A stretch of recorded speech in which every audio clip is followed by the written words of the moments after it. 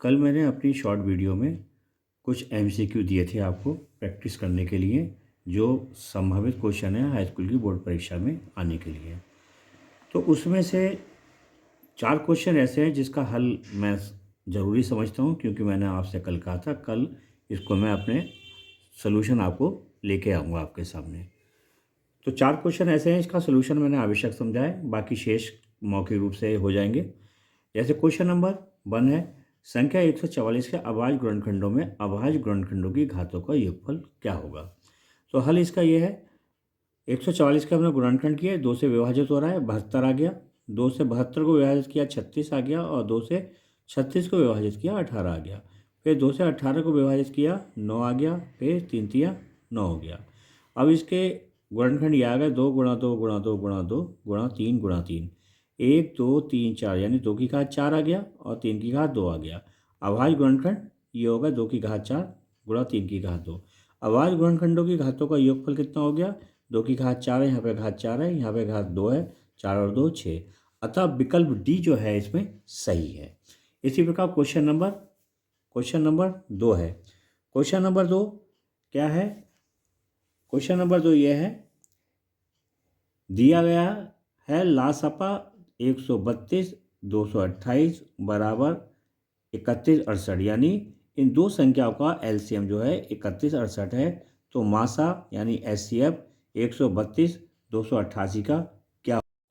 इसका हल इस प्रकार है, दो संख्याओं का गुणनफल बराबर होता है लासा गुणा मासा, या ए गुणा बी बराबर एलसीएम गुणा एचसीएफ, यानी एक संख्या हो गई ए, एक संख्या हो गई बी।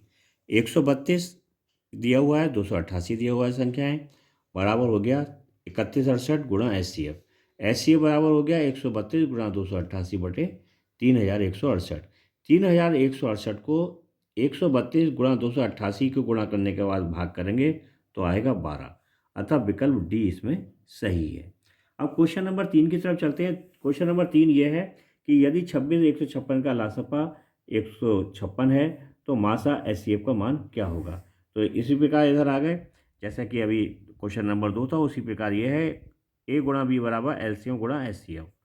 26 गुणा 156, यानी ये दो संख्याएं दी हुई हैं, एलसीएम है 156 गुणा एचसीएफ। एचसीएफ बराबर हो गया 26 गुणा 156 बटे 156, 156 से 156 कैंसिल हो गया बटा 26, आंसर 26 आया। अतः विकल्प बी सही है।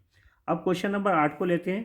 क्वेश्चन नंबर 8 है, संख्या 156 का अभाज्य गुणनखंड क्या होगा। तो संख्या 156 के हमने गुणनखंड किए, 2 से विभाजित किया 78 आ गया, 2 से 78 को विभाजित किया 39 आ गया, फिर 3 से 39 को विभाजित किया 13, 13 तिया 39 होते हैं। 2 गुणा 2 गुणा 3 गुणा 13, यानी 2 की घात 2 हो गए, फिर 3 हो गया, फिर 13। तो इसके अभाज्य गुणनखंड आ गए 2 की घात 2 गुणा 3 गुणा 13। अतः विकल्प इसका भी सही है।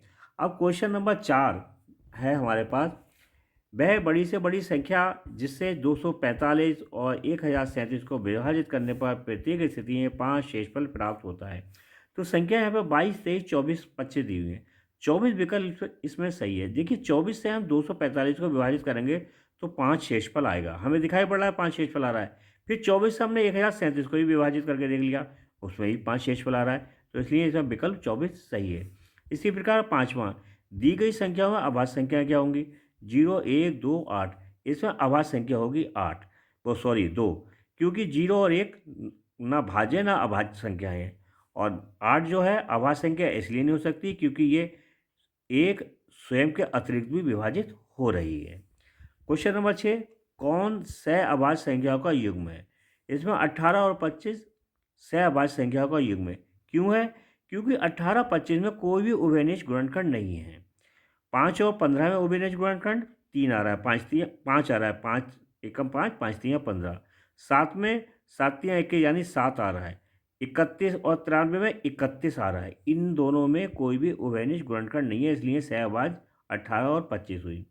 7वें में वह बड़ी से बड़ी संख्या जिससे 125 70 को विभाजित करने पर क्रमशः शेषफल 8 और 5 प्राप्त होता है, 13। 13 से 125 को विभाजित करेंगे तो शेषफल आएगा 8। 13 से 70 को विभाजित करेंगे, 13 पंजे 65 होता है, तो आएगा शेषफल 5। इस प्रकार इसमें विकल्प 13 सही है। तो ये सभी क्वेश्चन को जो मैंने कहा था आपको सलूशन मैंने बता दिया है। मैं समझता हूँ आपके जो प्रॉब्लम्स हैं वो दूर हो गई होंगी। अगर उसके बाद भी प्रॉब्लम्स आपको लगता है कुछ प्रॉब्लम्स बनी हुई है तो कमेंट्स बात में लिखकर उसको प्रॉब्लम्स को आप अपना दूर कर सकते हैं।